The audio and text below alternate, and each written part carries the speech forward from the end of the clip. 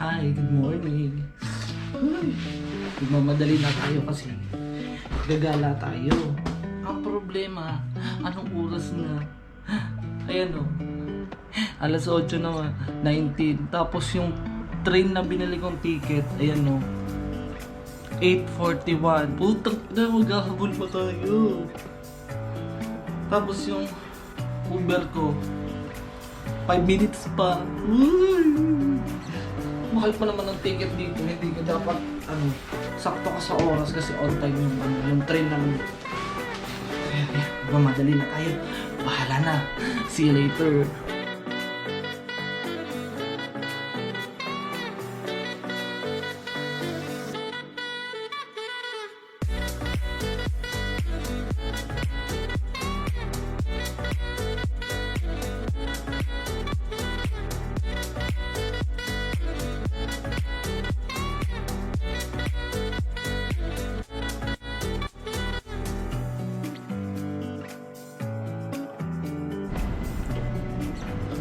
So, nandito na tayo.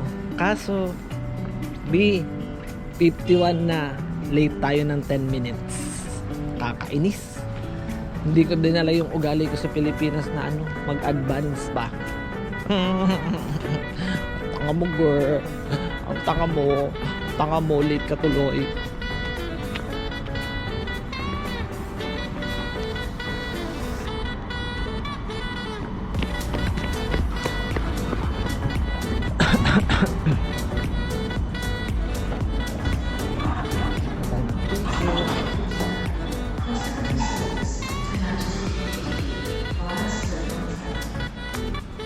At dahil na late tayo, so another book na naman tayo. Pero one way na lang na ibubook ko kasi nga meron naman akong ticket na yung pabalik kasi yung isang ticket na hindi ko nasakyan, nakakainis talaga.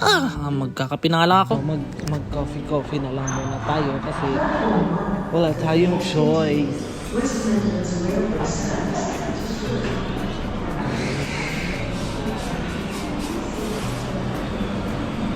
Morning. Can I have hot chocolate? Medium. Thank you.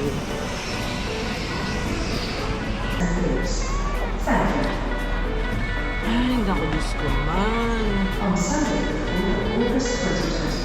Na-late pa tayo mga friend. Late tayo. So, coffee. Hot chocolate. Sorry. Meron pa tayong 40 minutes kasi nga unbook tayo ng bagong ticket. Nakakabanas talaga.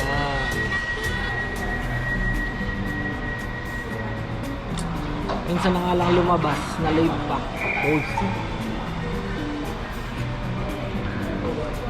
And then, bigla akong nakita sa monitor, cancel daw yung train na sunod kong binook. Kakainis. Sabi ko, ano ba yan? Magtatanong na nga lang ako dito sa information desk. Hi. Can I have a question? It says in the monitor that train to Holyhead was cancelled.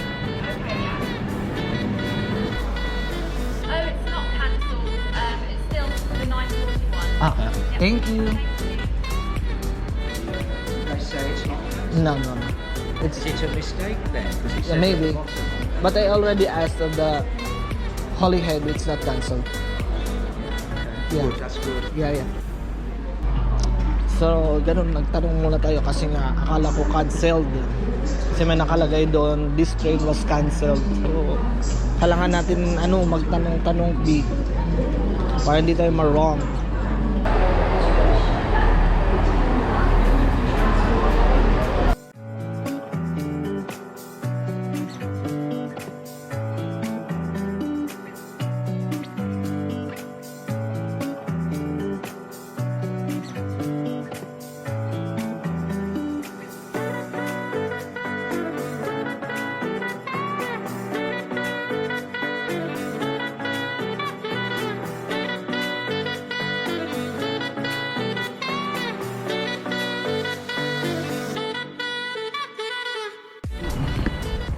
So ito na nga, nakarating na rin ako sa wakas, Chester.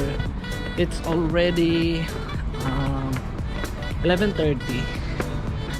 So hinahanap ko na yung mga person Nasa ukay-ukay daw sila. Hanapin natin ang mga person. Tinawagan natin ang mga person. Nandun pala sila sa town na. So maglalakad pa tayo ng malayo-layo. Ayan.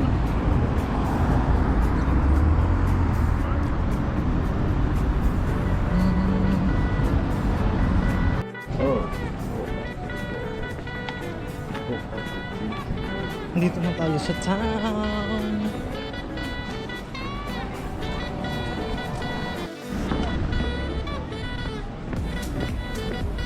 So nakita natin ang mga person. Yung mga person. Dito person na.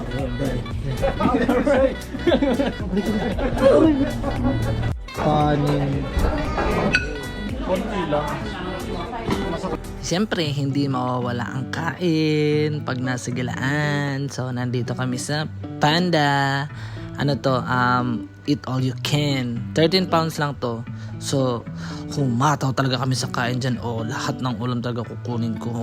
Pero konti-konti lang kasi, naku po, talagang busog na busog talaga ako sa oras na to. So, lahat ng ulam, titikman natin. Kaya yan, kuha ako dito. Kuha ulit ako dito. Lahat, tinikman ko talaga. Kaso busog talaga ako ng todo. Sabi ko, magdi-dessert pa kami. Sabi ko, teka lang muna, mag-rest muna ako. Kaya, ayan, super kuha talaga ako ng kahit ano dyan. Kaya, ayan, diretso. Kala nyo naman, marami yan. Konti lang yan, maliit lang naman yung plato. Hindi naman yan kalakihan. Picture, diba? Tapos, magsisimula na naman ako mag-chika-chika. Ako lagi chika dito, chika doon, diba? Hindi na ako natapos sa chika. Ganun talaga. Tapos, naghanap na kami ng skincare kasi yung mukha ko parang sinampal na ng martilyo ba? Talagang bako-bako na. Kaya yan, naghanap kami ng skincare. So ayan, nakipag-chika na naman kami kay ate na nagsisales lady at nagbibigay ng guide kung alin ang pwedeng gamitin. Diba?